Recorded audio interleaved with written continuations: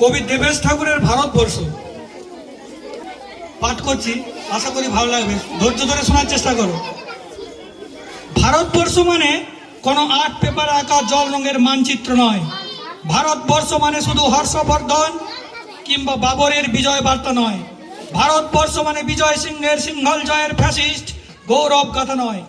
ভারতবর্ষ মানে শুধু মীনাক্ষী পুরন কিংবা জামা মসজিদ নয়। ভারতবর্ষ মানে নেহরুজির বংশানুবৃত্তি কিংবা জিন্না সাহেবের অলিখিত শ্বেতপত্র নয়। ভারতবর্ষ মানে এক ভালোবাসা, আমার তোমার শব্দের, সঙ্গীতের, আকাশের, মাটির। আমাদের প্রাইমারি স্কুলে কলু খা সাহেব সাদা দাড়ি, মাথায় ফেজ ড্রিল করাতেন আমাদের ডান বা সস্নে সতর্ক করতেন, বাপা সকল পার হাত মিলিয়ে মিলিয়ে ফেলো।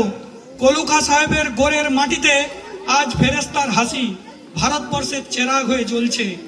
বদ্রু মিয়ার হাতের কর্ণিকে শিব মন্দিরের গায়ে কত ফুল কাটা, আর তার জোগাড়ে হয়ে মশলা মাখছে ঈশান বাউরি, নিয়ামত শেখ আর গোকুল মাহাতো। এক পাটাতনে ধান ঝাড়ে সোনালী গোবিন্দ ভোগে, খামারে ঠিকরে পড়ে সোনালী আলো। পদন মাঝি দাঁড় টানত যুবতী গঙ্গায়, বইটা ধরতো হোসেনুর মাঝি। সামলে চলো মাঝি, ছামুতে কাঁচা খাকির গাঁও, চোরাবালির চর আর ঘূর্ণিঝড়ার ঘাট। আমার ভারতবর্ষে কোনো গেরুয়া রাজনীতিবিদ কিংবা ইমামের নির্দেশিকা নেই।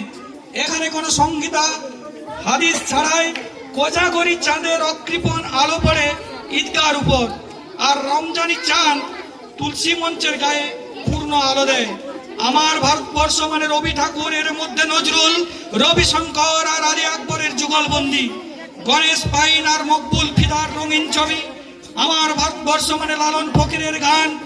আমার ভারতবর্ষে আমি শুনেছি মোহাম্মদ রফি সঙ্গে লতার ডুয়েট, দেখেছি পাল্লাদি আজাহারের সঙ্গে সচিনের দৌড়। খেলার মাঠের প্রান্তে দাঁড়িয়ে শুনেছি নয়মুদ্দিনের তদারকি চিৎকার, বিজয়ন আকিল কুলজিৎ বাইচন মাঠটাকে আরো বড় করো, আরো বড় করো। মাঠ দিন দিন ছোট হয়ে যাচ্ছে, মাঠটাকে আরো বড় করা দরকার, অনেক অনেক বড়।